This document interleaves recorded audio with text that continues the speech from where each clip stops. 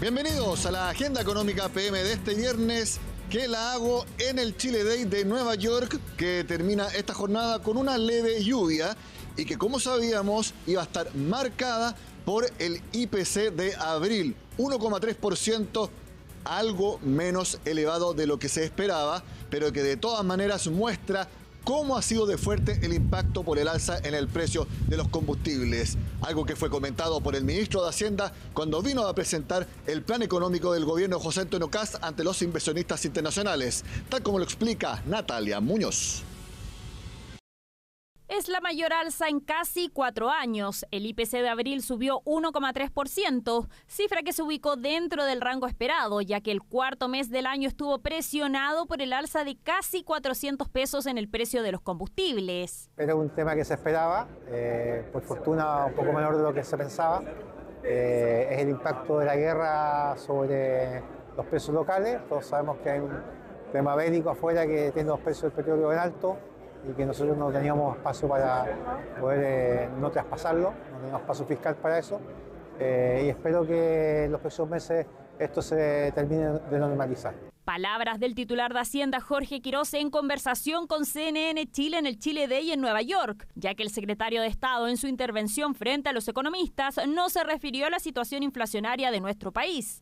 Es que las perspectivas no son positivas. Con este dato de IPC, la inflación anual llegó a 4%, nivel que no veíamos desde hace 7 meses, alejándose de la anhelada meta de convergencia del Banco Central de 3%, que según las proyecciones del ente emisor no veremos este año. En cuanto a las expectativas, los seguros de inflación previos a los datos de inflación de hoy apuntaban a que la inflación estaría entre el 4,5% y el 5% a un año plazo. Mientras tanto, a 2 años plazo, las expectativas de inflación según las encuestas a expertos se mantienen en o alrededor del 3%. Todo queda en expectación ante el precio internacional de los combustibles. Según los datos de abril, la división de transporte subió 8%, siendo el diésel el más presionado, con un alza de 45,7%. Esto elevó la inflación a 4% y no es para nada descartable que en los próximos meses, dígase mayo, junio, podamos ver alzas adicionales cuando ya vengan los efectos de segunda vuelta del mayor costo del combustible, no solo ya en el transporte, sino que también en los procesos productivos. Ya se ve algún impacto en ciertos tipos de transporte, por ejemplo, transporte de pasajeros interurbano, que tiene una alza bastante importante durante el mes, y lo que corresponde ahora es básicamente vigilar lo que está ocurriendo ya en el mes de mayo, en términos de que si tenemos efectos que desde el costo de transporte se van desplazando hacia otras actividades. Son los llamados efectos de segunda vuelta. Por el alza en el precio de los combustibles, ya se ha sentido este mes de mayo alza en otro tipo de productos como alimentos o la UF, que subirá 523,12 pesos desde este lunes, acercándose a los 41.000 pesos a inicios de junio. Los efectos de costos que se empiezan a producir, por ejemplo, en el pan. El pan tuvo una alza bastante importante en el mes de abril y en gran medida uno puede decir que se debe a la composición de costo del pan, que tiene mucho combustible metido dentro, y eso obviamente empuja el alza del pan. También vimos el alza del huevo, y eso se debe al alza de obviamente los fertilizantes, el maíz, etcétera. Obviamente va a afectar a la UEF. Y la UEF nos afecta, ¿verdad?, en el día a día, afecta a los créditos hipotecarios, afecta a los arriendos. Por lo tanto, en el futuro, si esto siguiera así, incluso el Banco Central podría tomar medidas de subir la tasa de política monetaria. A principio de año se estimaba 1 o 2 recortes de la tasa de interés. Hoy se proyecta cautela, donde se mantendría 4,5% en un periodo prolongado, expectantes al escenario internacional. Si el petróleo, por ejemplo, se mantiene por sobre los $100 el barril, la inflación a fin de año podría cerrar en 5,3%. No es el escenario central. El escenario central es que el conflicto se acaba pronto, ¿cierto? Y el precio del petróleo comienza a descender de a poco. Y nosotros seguimos previendo que a fin de año la inflación debería estar en torno al 4%, bajo el supuesto de que los precios de la gasolina bajan producto de un precio del petróleo que debería retroceder, condicionado naturalmente a que la guerra en Medio Oriente llegue a su fin. Alza de los combustibles que presiona la economía y que cambia las proyecciones de inflación a fin de año, que cerraría entre 4 o 5%. Personalmente pude conversar con Jorge Quirós unos minutos, además del IPC de abril. También comentó si es que cambió la política del gobierno respecto a intervenir o no en el precio de los combustibles, luego de que bajara el precio del diésel 47 pesos por litro este jueves. Y también comentó cómo está la relación con el PDG. Veamos qué fue lo que dijo Jorge Quirós.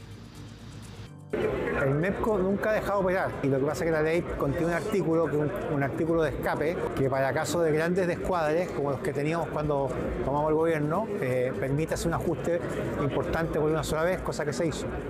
Una vez que se hace eso, hay un periodo en que tú sigues operando unas reglas muy fijas y no puedes cambiar parámetros, y después de eso puedes entrar un periodo en que tú puedes ir ajustando parámetros, pero dentro, y eso es lo que se ha venido haciendo. No hay un cambio de política, los parámetros que se ajustaron se deben que el precio relativo del diésel empezó a caer internacionalmente y por lo tanto es un ajuste que no es discrecional ni nada, sencillamente tiene que ver con la operación del sistema.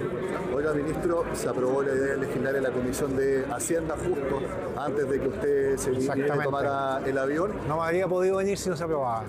Sí, esa era la señor, si no se aprobaba me quedaba allá. Bueno, ¿en qué está la conversación con el PDG? No, bueno, no hay ningún tema muy complejo ahí, sencillamente estamos súper entusiasmados trabajando juntos. Cuando se aprueben los artículos, entramos en materia ya. Yo creo que va a tener un gran apoyo del PDG, pero creo que también va a haber otras fuerzas políticas. Desde luego, Nacional Libertario ha sido un tremendo colaboración, apoyo, y también otros movimientos que estamos conversando, Democracia Cristiana, Centro Izquierda. Este es un gran proyecto para Chile, estamos muy optimistas. Por supuesto, el momento más importante del Chile Day este viernes acá en Nueva York fue la presentación del ministro de Hacienda respecto al objetivo que tiene con el proyecto de reconstrucción. Y nuevamente repitió algunos mensajes, por ejemplo, de que para lograr más compensaciones fiscales no va a elevar impuestos, sino que va a seguir reduciendo gastos. Veamos un compacto de lo que dijo Jorge Quirós frente a los inversionistas. And the fiscal balance, 12-month moving average, from March to March, minus 2.8% of GDP. This is our starting point. But I'm quite optimistic. I'm quite optimistic. We will do it. We will do it. We will overcome this thing. Our program is built around 3 pillars. Simpler regulation, tax competitiveness, and the third pillar, which I wish we didn't have to do it, but we have to do it because it's a problem, is fiscal adjustment, because we need to put order in the fiscal accounts, especially if we're going to reduce corporate tax rates. The recipe today that we're trying to follow is not to lower this tax, so you need to raise another one. Well, another alternative to lower expenditure, and we're working on that. We have 3 tools to do this thing.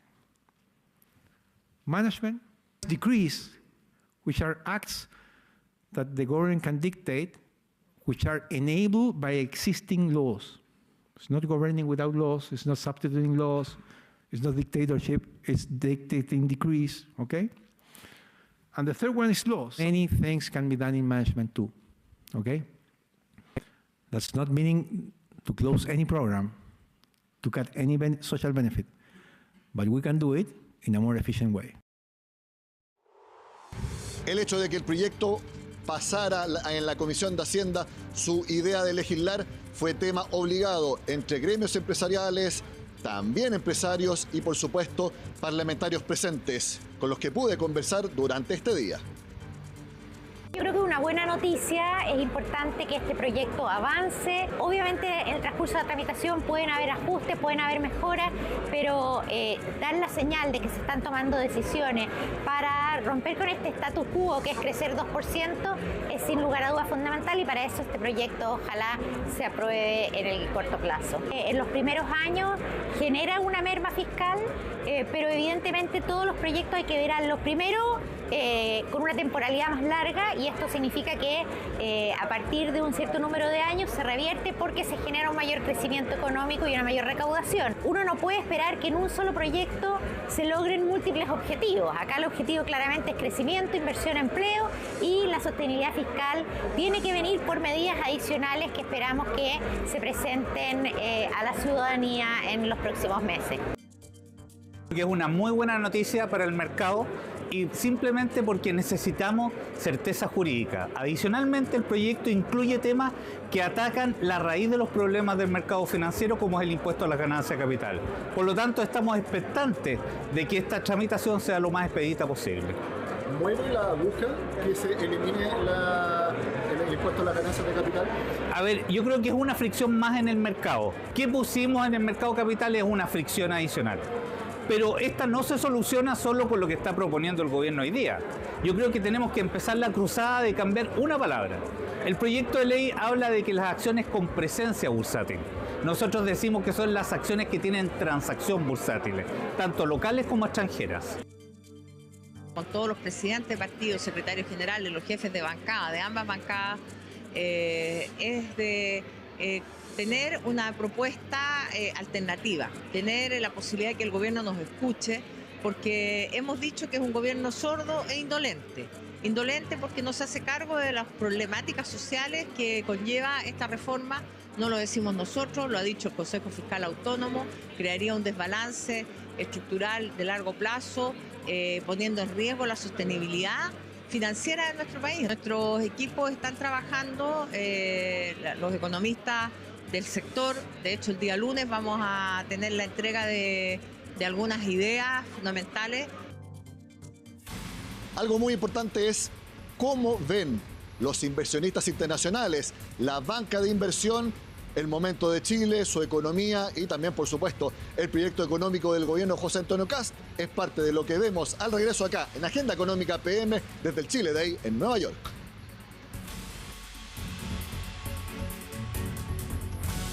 El Chile Day es que el mercado internacional conozca de primera fuente el proyecto económico de Chile, ya sea a través del gobierno de turno como también de las distintas autoridades. Por eso estamos junto a Axel Christensen, que es el director de estrategia de BlackRock para América Latina, precisamente para que nos cuente cómo están viendo en el mercado internacional a nuestro país. Axel, como siempre, muchas gracias por estar en Agenda Económica. No, gracias a ustedes por la invitación, Nicolás. A ver, en Chile tenemos un alto IPC de abril, tenemos una mega reforma económica, tenemos también la implementación de una reforma de pensiones. ¿Cuál es actualmente el tema más importante que está viendo el mercado internacional?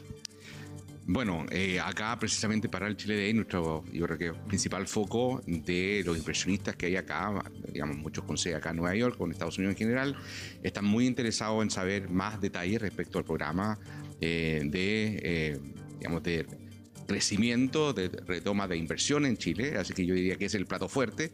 Obviamente que también hay temas adicionales como la implementación de la reforma de pensiones y también en el marco de entender un poco cuál va a ser la manera en que el gobierno pueda sobrellevar un entorno macroeconómico mucho más complejo de lo que a lo mejor se pensaba no tan lejos atrás. Nicolás, durante las elecciones probablemente se pensaba que la situación internacional iba a ser más favorable y aquí estamos, con una inflación por encima del 1% este pasado mes de abril. Ahora hay que decirlo, esto estaba ocurriendo en todo el mundo, no estábamos solos con respecto a una inflación alta.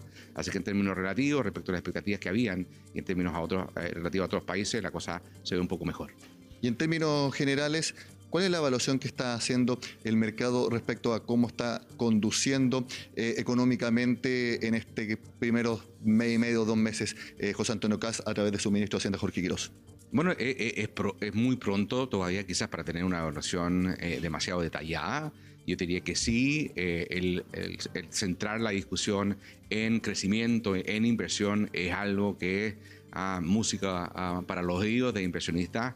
El ver un giro respecto a que ese sea el foco de atención y no sea quizás como ir navegando la incertidumbre, que ha sido quizás tema de Chile Days en los pasados años, yo diría que es un notorio cambio. Ahora, eso quiere decir que las cosas que, está todo ya muy claro.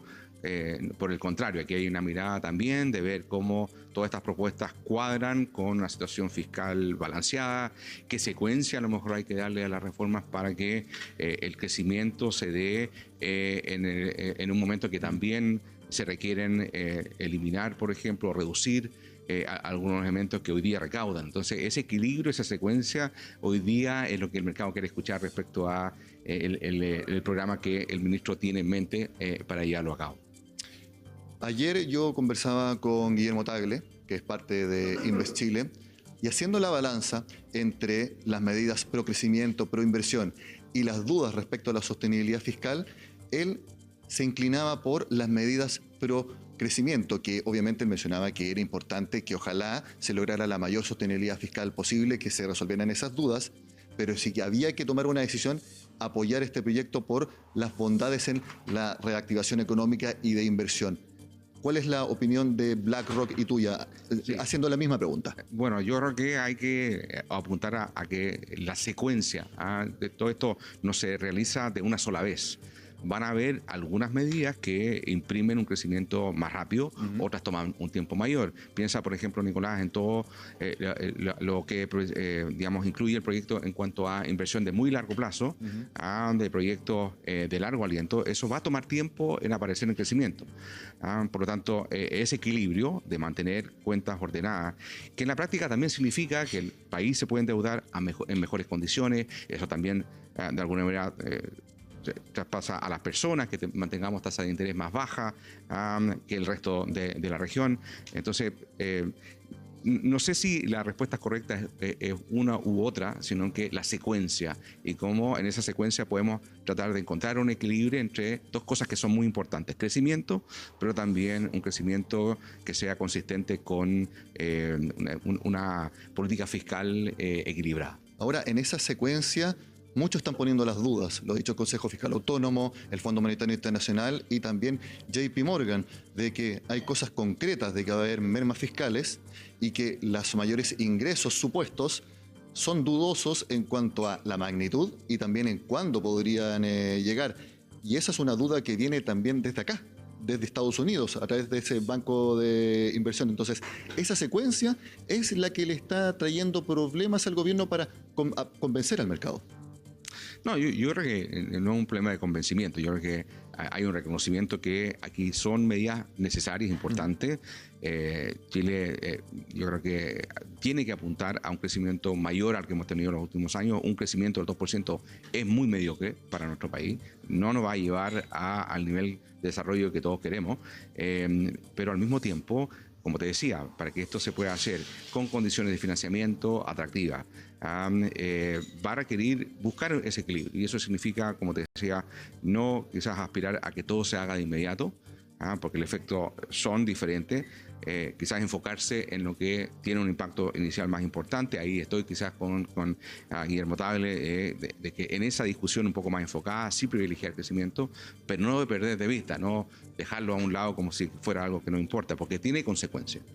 Tiene consecuencias en cuanto a demostrar que somos capaces de llevar una propuesta seria en cuanto a que sea sostenible. Si al final de cuentas es la sostenibilidad fiscal lo que a los inversionistas les preocupa. ¿Y cómo han visto ustedes la idea de volver a una invariabilidad tributaria, de que se vuelva a eliminar el impuesto a las ganancias de capital, de que se siga profundizando en la reducción de la permisología y también la baja en el impuesto a las empresas? Porque uno imagina que para un inversionista internacional eso le puede dar una buena perspectiva, quizás mayor a la que ya tenía de Chile. No solamente eso, Nicolás, sino que muchas de estas medidas son necesarias para, digamos, posicionar a Chile como un mercado competitivo. El impuesto a la ganancia de capital, nosotros competimos con otros mercados acá en la región que no tienen impuesto a la ganancia de capital. Y como sabes, el capital financiero es muy, digamos, rápido en moverse de un país a otro, y el volver, porque eso es lo que en el fondo se propone, a un impuesto a la ganancia de capital en mercados públicos, digamos que no exista, nos pone básicamente a competir a la par. No es una ventaja necesariamente, nos pone a la par con respecto a otros mercados. Lo mismo quizás con respecto a la invariabilidad tributaria, que en el pasado fue un gran incentivo, cuando quizás no teníamos un nivel de reputación tan reconocido, nos ganamos esa reputación, se eliminó porque ya bastaba con nuestra trayectoria. Bueno, la incertidumbre que Chile generó en los últimos años vuelve a poner quizás la necesidad de dar predictibilidad en proyectos que piensen en una minera, una empresa que va a ser una planta desaladora, no está pensando en el próximo año, ni siquiera en el periodo de este gobierno, década, 20 años hacia adelante. Y en ese sentido es muy importante dar señales de reglas claras, cosa que muchos de ellos hoy día te reconocen. En los últimos años Chile no fue capaz de dar señales de esa predictibilidad. Axel, hablemos un poco de la economía internacional. Tú mencionabas que estamos en un momento desafiante. De hecho, antes del conflicto en el Medio Oriente se hablaba de una economía internacional con viento de cola, usando la terminología aeronáutica. Ahora, ¿cómo ves este momento? Lo digo por el IPC de abril, que fue 1,3%. La inflación anual en Chile está en 4%. El Banco Central no va a mover la tasa de interés en 4,5%. Incluso los analistas dicen que en 2 años, si las cosas siguen igual, la tasa mantiene ahí. Pero en general, ¿tú cómo ves el panorama económico mundial y su impacto también en nuestro país? Sin lugar, un entorno de mercado muy desafiante. Hay un conflicto, eso nos genera mucha incertidumbre, provoca también más aversión al momento de invertir, pero lo que ha sido espectacular, Nicolás, y hay que destacarlo, es que los mercados han sido capaces de mirar quizás a través de ese conflicto. A lo mejor uno puede decir ingenuamente pensar que el petróleo se va a estabilizar a niveles más bajos y más bien mira a los resultados de las compañías. En Estados Unidos las compañías han reportado niveles espectaculares de crecimiento. Tú lo dices por lo que pasó en abril, que podemos decir que en promedio en la bolsa en Estados Unidos subieron 10%, en el Nikkei japonés subió un poco más, entonces fue un abril bien y lógico pensando en todo lo que pasaba en el mundo. Claro, lo que pasa es que como suele pasar, los mercados, los inversionistas miran no solamente la coyuntura, que por ciertamente le prestan atención, pero miran mucho más hacia adelante y ven compañías que están con crecimiento relativamente sólido, que puede impactar en el corto plazo una situación de petróleo más alto. Y en ese contexto, y aquí lo interesante, no solamente Estados Unidos, mercados emergentes, incluyendo Chile, también han tenido un buen posicionamiento. Latinoamérica destaca porque estamos lejos del conflicto y si bien nos pega a través del canal de precios, este aumento o este shock de precio de energía, al mismo tiempo se reconoce que tenemos mucho menos dependencia física del petróleo de Medio Oriente y al mismo tiempo seguimos contando con reservas de materias primas críticas para muchos de estos procesos de transformación tecnológica que creemos que nos van a acompañar por años, Nicolás. Axel, mi última pregunta, y que también es una tradición cada vez que conversamos acá en CNN Chile. ¿Alguna recomendación para las personas que quieran sacar el mayor provecho a sus ahorros, fondo mutuo, en renta fija, renta variable?